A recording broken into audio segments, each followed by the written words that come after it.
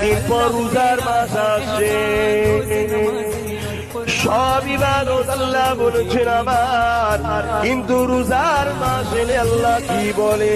আস-সাওমুলি ওয়া আনা যিবিয়াদিয়া, রোজা হলো আমার খাস ইবাদত, আমি নিজে হাতে রোজাদারকে পুরস্কার দেব।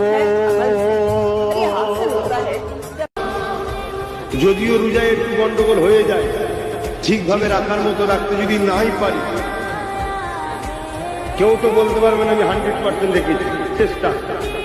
তারপরেও যদি একটু ভুলভ্রান্তি হয়ে যায়, আল্লাহ পাক বললে হয়তো তোমার দুঃখ খেতে হবে, কেন আল্লাহ বলে দাদাবাজ, আবার আল্লাহ বলেছে আমি মাফ করে দিতে পারি। কিন্তু যদি বেঈমান হয়, জাহান্নামে ডুববে, আর